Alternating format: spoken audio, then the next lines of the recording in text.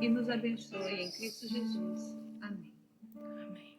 Silvia, fique à vontade. Desde já, muito obrigada por ter aceito o nosso convite. Imagina. Pela conosco. E se acabar o tempo, não fique preocupada com o tempo. Nós fazemos nova chamada, o pessoal já está acostumado a entrar rapidinho. Bom? Tá bom. Se tiver baixo, eu costumo falar baixo, né? Vocês falam que eu tento aumentar o volume, tá? Tá bom. Para mim é uma honra, maior alegria é compartilhar a palavra. E a gente sempre está vivendo algo, né? E aí você não consegue falar de outra coisa se não for sobre aquilo que você está vivendo. Eu tô lendo um livro, até fui lá pegar para mostrar para vocês. Não sei se alguém já viu. Não sei se fica, acho que o contrário aí, né? Chama Esmagados. Não, ninguém conhece. Eu conheci esse autor, T.D. Jakes, ainda solteira. Eu li um livro muito conhecido dele que é A Dama, Seu Senhor e Seu Amado. E é um livro incrível para toda mulher, seja ela solteira, casada, separada. Ele fala sobre os 3 níveis de amor que uma mulher vive, né? Com ela mesma, com o amado, né? Que é o romance, e com o seu Senhor. E é incrível, incrível, cura corações, restaura. Até na época eu via lá, né, T.D. Jakes, não sabia, eu achava até que era uma mulher, porque para descrever a alma e os sentimentos, assim, femininos de uma forma tão surpreendente, eu achava que era uma mulher. E aí depois descobri que era um homem, então só pode ser o Espírito Santo, porque acho que nem a gente mesmo entende tão bem. E esses tempos atrás, são umas 2, 3 semanas atrás, nós fomos visitar uma igreja que fica no quarteirão de casa, de uma amiga minha, e a pastora lá falou sobre esse livro, e eu imediatamente, naquela hora, já comprei pela internet. E tem ministrado meu coração profundamente. Ainda não acabei de ler, estou até respirando fundo para ler o próximo capítulo, e eu quero compartilhar isso com vocês. Eu quero ler né, um versículo aqui que tem tudo a ver com o tema que muito conhecido, João 15, né? Ali começando do versículo 1. Então, o Evangelho de João 15 diz assim: Eu sou a videira verdadeira e meu pai é o agricultor. Todo ramo em mim que não dá fruto, ele o corta, e todo ramo que produz fruto, ele o poda, para que produza mais fruto ainda. Vós já estáis limpo por causa da palavra que vos tenho falado. Permanecei em mim, e eu permanecerei em vós. O ramo de si mesmo não pode produzir fruto, se não estiver na videira. Tampouco vós podeis produzir o fruto, se não permanecerdes em mim. Eu sou a videira, vós sois o ramo. Se alguém permanece em mim e eu nele, esse dá muito fruto, e sem mim nada podeis fazer. O texto continua, né? Depois, se você quiser ler inteiro.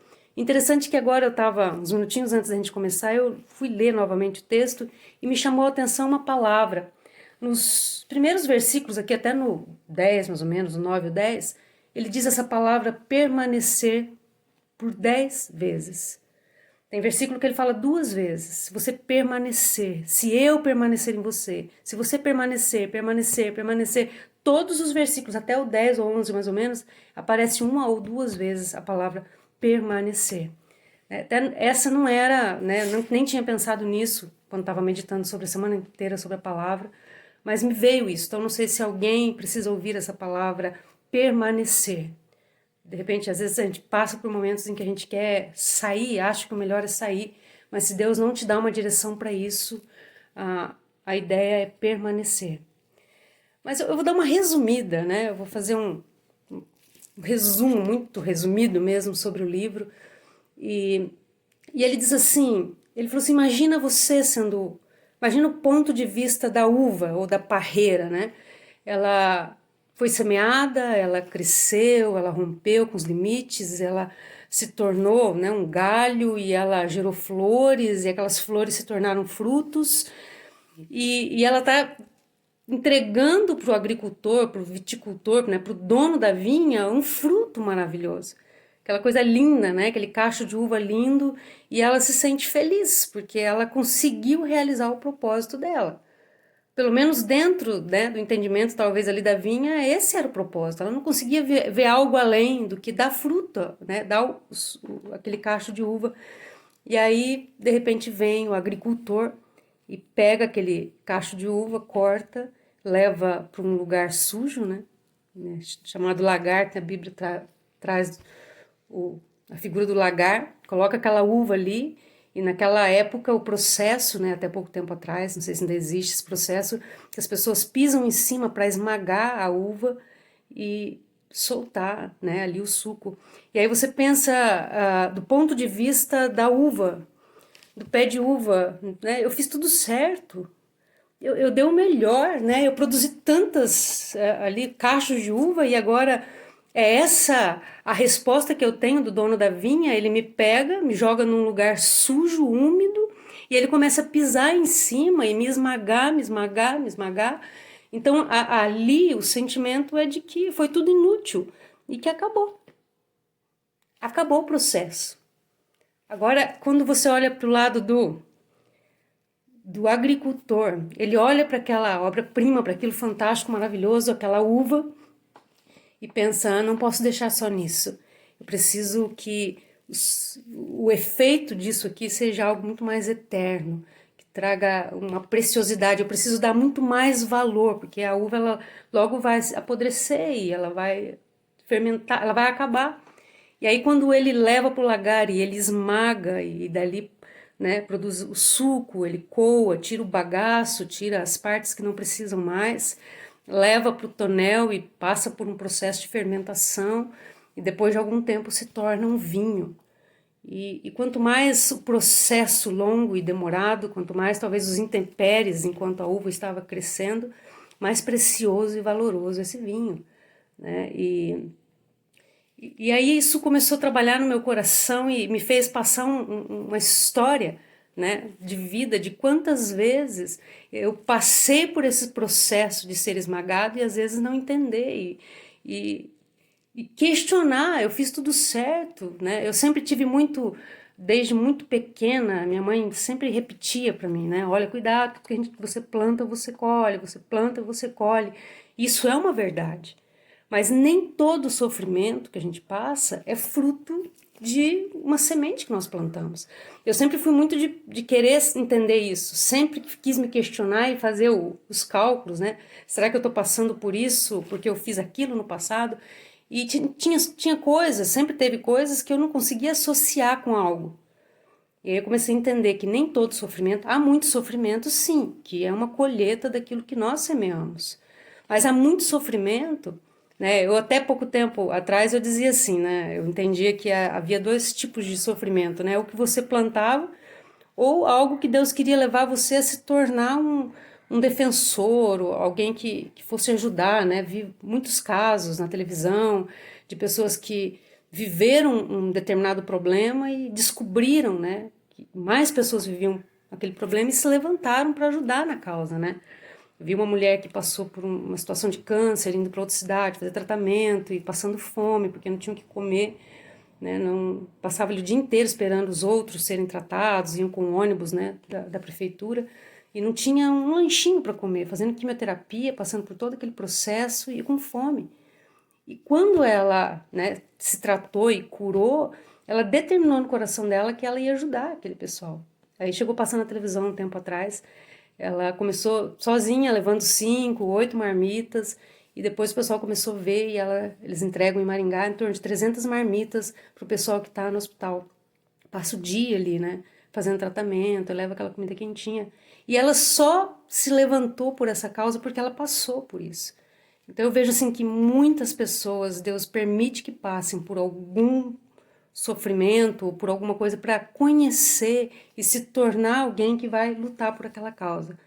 Mas lendo esse livro eu entendi que há muito mais do que isso, né? Nós precisamos ser esmagados para que o processo de Deus em nós, né, de nos tornar um vinho precioso.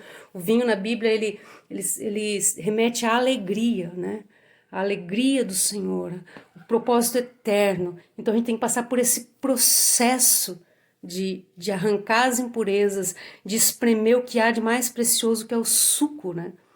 E ali ele começa a trazer esse momento mais terrível em que você pensa que ali é teu fim, né? Alguém te colocou num lugar, te espremeu, rompeu e é uma dor terrível que às Silvia, não vezes... tá dando para te ouvir, você desligou o microfone. Nossa, mas eu não mexi em nada. Voltou? Voltou. Eu não sei o que aconteceu. Então, quando a gente passa por esse processo, né, de começar a ser esmagado e você não entende o que está acontecendo, você acha que ali é o fim. Você não vê propósito nisso, você não vê uma razão para isso. E aí você... Né, a vontade é desistir de tudo. E talvez seja essa a palavra que, né, que o Senhor quis dizer, permaneça. Permaneça quando tudo parece muito estranho.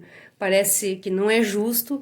É o momento que eu acho que todo mundo passa, por mais que você não fale, mesmo de estar até com uma certa revolta de Deus, né? Eu fiz tudo, eu produzi um fruto, olha, tá aqui meu cacho de uva. E por que o Senhor está fazendo isso? A gente não consegue enxergar além. E aí a gente passa por aquele processo de começar o bagaço ser retirado, impurezas serem retirados e ficar ali o que há de melhor. Eu falo que é num momento em que a gente é esmagado e que a gente mostra para a gente mesmo e para o mundo quem a gente é. Né? Até uma vez eu vi um pregador dizendo isso, que ele estava com uma xícara de café e alguém esbarrou nele, a xícara balançou e derramou café. E ele perguntou por que derramou o café, né? Aí o pessoal falava, porque balançou xícara, por causa disso, daquilo. Ele falou, não, derramou café porque estava cheio de café. Né? Se tivesse chá, ia derramar chá. Se tivesse leite, ia derramar leite. Então, quando alguém esbarra em você, te chacoalha, você vai derramar o que você tem dentro. Então, é nesses momentos de esmagamentos que você vai, de repente, expor, jogar para fora iras que estão guardadas, mágoas, dor, falta de perdão. É nesses momentos que você não consegue mais fingir, né? Aquela pressão do que está dentro de você, quando o agricultor vem e pisa em cima de você, você vai jogar para fora. E acho que é exatamente isso que Deus quer nos trabalhar, jogar para fora as impurezas, para que seja tirado o que há de melhor. Então aí tem todo esse processo do esmagar, que é o momento em que você não consegue enxergar propósito, você acha que tudo acabou, a vontade é de desistir. E qual que é esse processo de esmagamento? Deus pode usar qualquer coisa, ele pode usar conflitos familiares, geralmente é o que há de mais próximo, é o que mais a gente ama. Ele pode usar inúmeras maneiras de te esmagar, de jogar, né? De te causar uma dor na alma, que acho que é pior muitas vezes do que uma dor no físico. E aí depois você passa por esse processo, né? Ele pega aquele suco e ele coloca né? Na Bíblia, conforme o autor aqui relata, eram colocados em tonéis, né, de madeira, enchia. E eles, assim, que naquele tempo era costume, eles colocavam fora, num ambiente afastado de pessoas, porque diz que o processo de fermentação chega a causar um barulho parecido com uma fervura, uma água fervendo, que diz que o dióxido de carbono começa a sair, a se evaporar, e ele começa a borbulhar. E diz que há muitos relatos nessa época, né? Na época, por exemplo, da Bíblia, em que pessoas que estavam, às vezes, próximo ali, respirava esse gás carbônico e passava mal, desmaiava e às vezes caía dentro de tonéis e até morria afogado. Então ele fala que esse processo, quando esse gás carbônico, isso que há de ruim, né, ali no suco de uva começa a ser expelido, é tóxico, né? A gente às vezes se sente mal em perceber como a gente é, e as pessoas que estão próximas da gente também. Então ele começa a dizer ali como que Deus costuma fazer, ele costuma, esse momento depois que você já passou pelo esmagamento, é um momento em que você vai ser fermentado para se tornar vinho. E diz que geralmente Deus te coloca um pouco afastado, né? Porque talvez o seu expor as suas impurezas vai fazer mal espiritualmente ou até emocionalmente para pessoas próximas de você. Ou às vezes as pessoas passam a te conhecer, puxa, achava que você era uma pessoa tão boa, agora estou conhecendo um lado ruim seu. E às vezes isso pode trazer marcas profundas. Então, muitas vezes o Senhor nos afasta. E às vezes a gente não entende, a gente acha que as pessoas estão nos afastando da gente, a gente fica com raiva das pessoas, com raiva das situações, momentos em que a gente não está junto, mas às vezes é parte do processo de Deus, de te isolar um pouco, porque Ele quer tratar com as impurezas do teu coração para vir para fora, para vir à tona, para que sejam liberados. E aí depois que passa esse processo de jogar esse dióxido de carbono fora, é onde se torna vinho. Mas também pode se tornar vinagre, pode nesse processo se perder tudo, né? Tudo aquilo que foi construído, aquele tempo, né, de estar enterrada a semente, de parecer que não há futuro e você romper, né, com o solo crescer, florescer, dar fruto, entregar um fruto maduro, passar pelo esmagamento, passar por todo esse processo e no momento de fermentação. Você não deixar que essas impurezas sejam tratadas e limpas e se tornar um vinagre. E aí todo esse processo ser inútil. Então eu estou nesse processo, né? Na leitura do livro eu tô aqui, né? Eu parei nesse momento de estar parado, de estar escondido. Até ele fala assim, né? Sobre quando Jesus foi, né, crucificado e foi colocado no túmulo, no segundo dia, né? Ele até o capítulo ele traz como o segundo dia. Não tinha nada de diferente. Olhava para o túmulo, a pedra estava lá. Nada estava acontecendo. Tudo estava parado aparentemente. Acabou. Os discípulos, as mulheres provavelmente olhavam ali e acabou. O que está acontecendo? Alguém via alguma coisa diferente acontecendo? Não. Porque é um processo em que Deus esconde. E às vezes você está escondido, Deus está te escondendo. E aparentemente você não está vendo nada acontecer. Mas isso é propósito do Senhor. Porque nas regiões celestiais estava acontecendo. O Senhor Jesus estava lá no inferno proclamando o reino dos céus, ele estava, né, levando cativo, né, o cativeiro, ele estava concretizando a salvação naquele momento. Então, na verdade, tudo estava acontecendo na região espiritual, mas no plano físico nada estava acontecendo. E talvez você esteja nesse processo, você pode estar em qualquer parte desse processo, né? Você pode estar naquele momento em que talvez você está percebendo que frutos, né, está começando, ou talvez você está vendo que tudo está sendo esmagado, tudo aquilo que você se apegava, tudo aquilo que parecia tão bom, que você frutificava, de repente, simplesmente Deus usou, né? Talvez você não pense que foi Deus, às vezes a gente começa a culpar um monte de gente, culpa o sistema, culpa o patrão, culpa a família, culpa tantas coisas, mas na verdade são instrumentos que Deus está usando para pisar sobre o teu fruto, para que ele extraia o que há de melhor.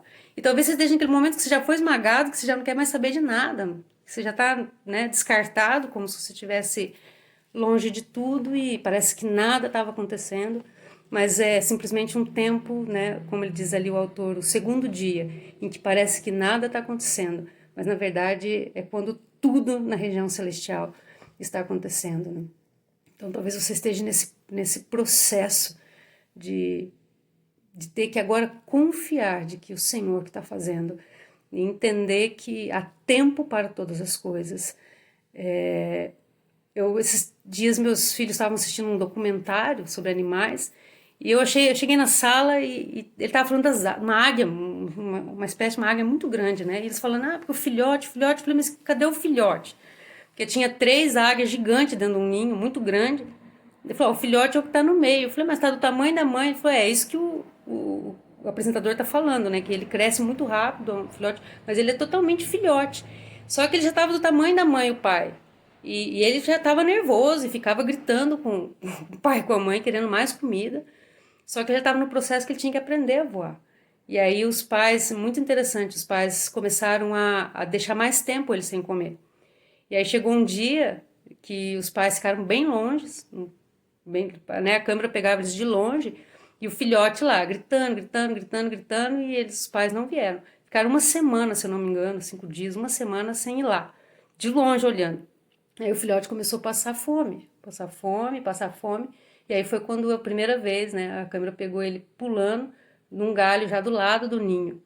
E então esse processo, né, em que parece que a gente está abandonado, está sozinho, na verdade é o Senhor tá nos cuidando, tá nos olhando, né? Os pais daquela águia ali, o filhote, estavam observando o tempo todo ele, mas ele não via, né?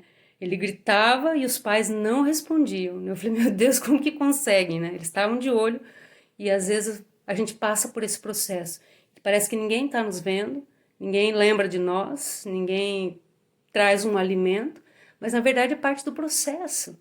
Eu tenho que entender que isso é o processo, não é o fim. Então Deus não nos pode confiar coisas antes do tempo, né? Como uma gestação.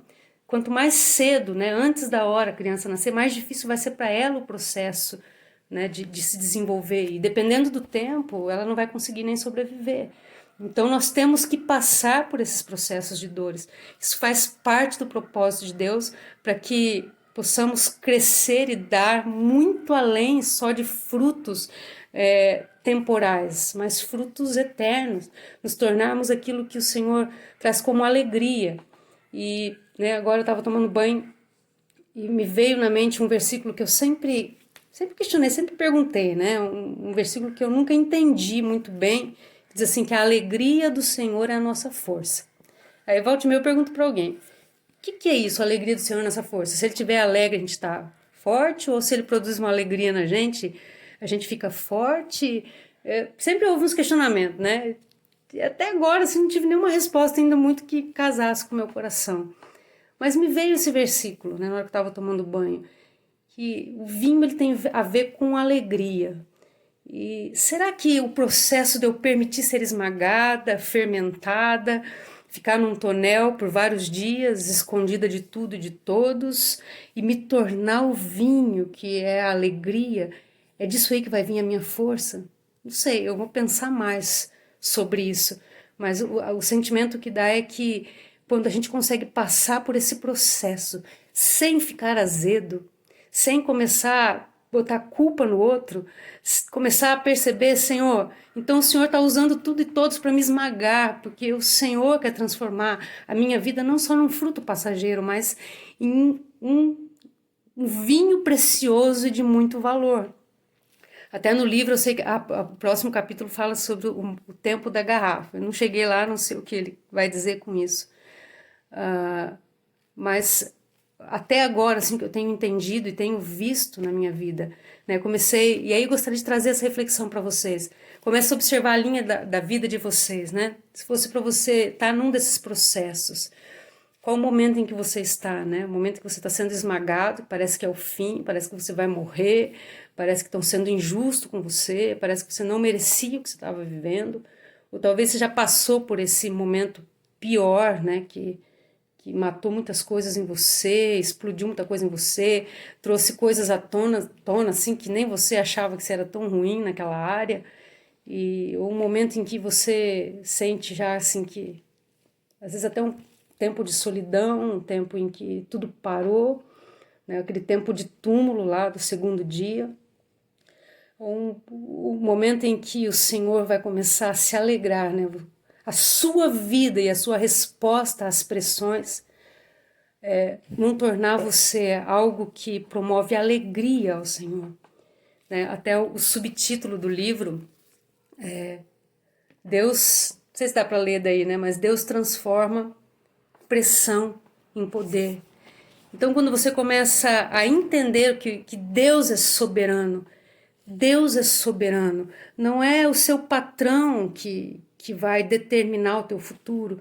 Tipo, eu não estou melhor por causa de fulano, ou por causa de ciclano, por causa do meu líder, por causa do meu pastor, por causa disso, daquilo, por causa dos meus pais, porque eu não estou melhor porque se meus pais, né, eles não entendem o propósito de Deus. Não, Deus é soberano. Não há nada que ele não possa mover. Nada que ele não possa mudar. Não é ninguém que vai cancelar o propósito, o plano que Deus tem para sua vida. Não. O que pode cancelar o plano de Deus na sua vida é você não querer passar pelo processo. Tentar entender e adorar o Senhor, não importa as circunstâncias. Entender que Deus é soberano. E que se você está sendo esmagado é porque algo em você precisa morrer. Para que Ele te levante com poder, com glória. E quanto mais, eu penso assim, quanto maior a pressão, maior a dor, maior vai ser o poder. Se você deixar ser transformado e entender que Deus vai usar tudo isso para te glorificar. E aí quando você começa a olhar para os grandes homens e mulheres da Bíblia, nenhum deles que foram grandemente usados não escaparam, nenhum deles escaparam desse processo. Você olha para a vida de Davi, que já tinha tudo, ele tem que ficar em torno de 17 anos preso nas cavernas, se fingindo de louco para se salvar, morando com um bando de homens dentro de uma caverna, sem estrutura nenhuma, sem banheiro, sem nada, e sabendo que ele tinha um monte de irmãos, pai, tinha toda a riqueza do reino, e ele tem que ficar ali 1 ano, 2, 3, 5, 10, 15. eu teria desistido. Né? Quando você olha para a vida de Moisés, que teve que ficar 40 anos ali cuidando de ovelha, aquela vida sem graça, sem nenhuma aparência, sem nenhum título, e muitos outros. Você pega José, tinha grandes promessas e teve que passar aquele tempo de prisão. E aí Deus começou a ensinar ele, né, quando ele entendeu que lá na prisão começava o ministério dele. Então, ninguém se livrou desses processos. Então, quem somos nós para não querer passar por esses processos? Deixar ser espremido para que o Senhor, o dono da vinha, que sabe de todas as coisas, que não é um Deus injusto, mas quer purificar as nossas vidas, tirar as nossas impurezas, os nossos conceitos que às vezes a gente acha que é certo e não é. Então, quem somos nós para falar, Senhor, o Senhor está errando, o Senhor não conseguiu fazer com que fulano ou ciclano me abençoasse. Não, Deus ele levanta homens e mulheres para nos esmagar. Né? Como Deus levantou Saul para esmagar o coração de Davi, para que Davi se tornasse um homem segundo o coração de Deus. Deus levanta pessoas, circunstâncias, para nos esmagar, mas com o propósito de romper o nosso coração e sobrar aquilo que há de mais precioso. Então eu entendo as 2 de João 15 diz assim: todo ramo em mim que não dá fruto, ele o corta, e todo ramo que produz fruto, ele poda. Então, tipo, né, eu tô dando fruto, ele vai podar. Ah, não tá dando fruto, ele corta. Aparentemente o processo inicial é o mesmo, né? Eu imagino, não vi como é, mas cortar e podar, né? Um vai ser cortado e vai ser lançado fora, mas o outro vai ser podado, o processo de dor é o mesmo. Então, não significa que você está fazendo errado. Na verdade, você está fazendo certo, mas o Senhor quer multiplicar esse poder, essa graça, essa unção, para que você ainda dê mais frutos, que você possa produzir mais para a eternidade, que você possa gerar mais alegria no coração do Senhor, se você deixar que passe por esse processo. Então, eu acredito que a palavra que eu quero deixar, enfatizar é essa. Se o Senhor importa com você, Ele vai tratar, Ele vai tirar as impurezas, isso vai doer, é um processo de dor, mas é um processo que vale a pena. É um processo que vai ser abundante não só aqui na vida terrena, mas por toda a eternidade. É deixar ser transformado pelo poder de Deus, ser transformado mesmo que doa a princípio, mesmo que pareça que não tenha propósito. O processo de ser enterrado ou de ser plantado também é muito parecido, né? Então você pode achar assim que a semente pode pensar, né? Nossa, me enterraram, me jogaram alguns centímetros abaixo da terra, jogaram terra em mim, me largaram aqui na escuridão, não vejo nada. E pode ali desistir, morrer e acabar por ali. Ou pode romper com toda aquela pressão da terra sobre ela e começar a brotar ramos. Poda é a mesma coisa, ser cortado e ser podado, a dor vai ser grande. A diferença é o resultado. Então, começa a avaliar diante do Senhor e dizer, Senhor, parece que eu estou sendo injustiçada, parece, né, que estão me ferindo, né, mas há propósito nisso, então me faz entender. Eu vou parar de olhar o outro, ver o erro do outro, a culpa do outro, mesmo que ele esteja errado, Deus ele usa essas coisas para nos abençoar.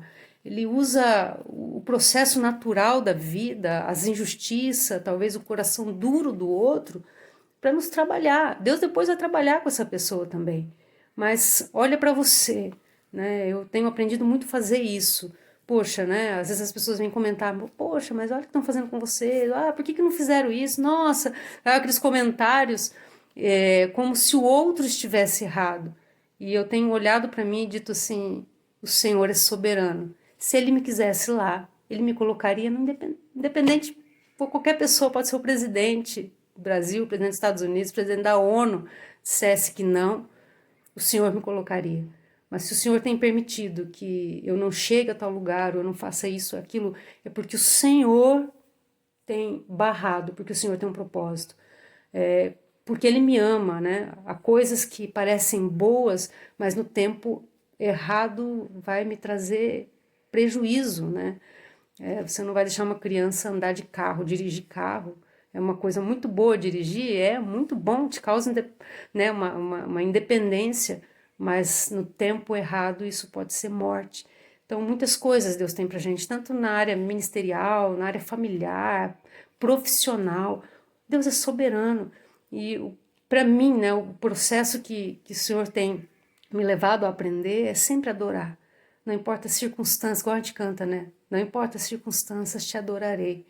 Às vezes, quando tudo parece que está indo de mal a pior, quando parece que todo mundo está sendo injusto, eu tenho que dizer, Senhor, eu não estou entendendo.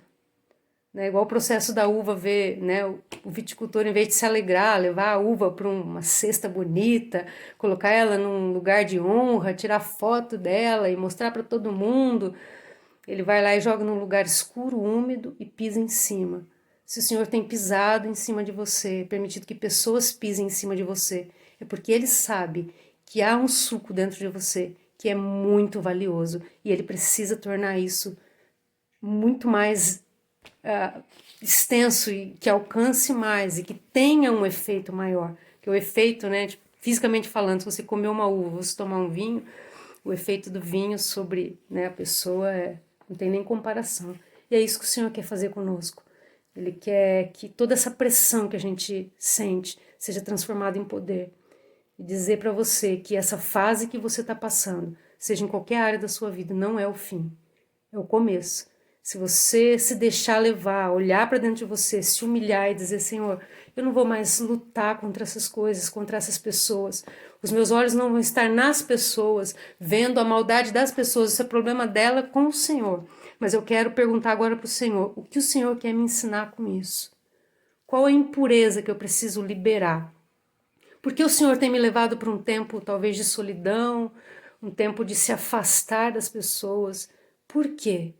Para de achar que é porque as pessoas estão te isolando, porque tem panelinha na igreja, panelinha no emprego. Não, há momentos em que você tem que ser levado para fora para ser tratado. Tem que te deixar um pouco longe para que o Senhor trate no seu coração.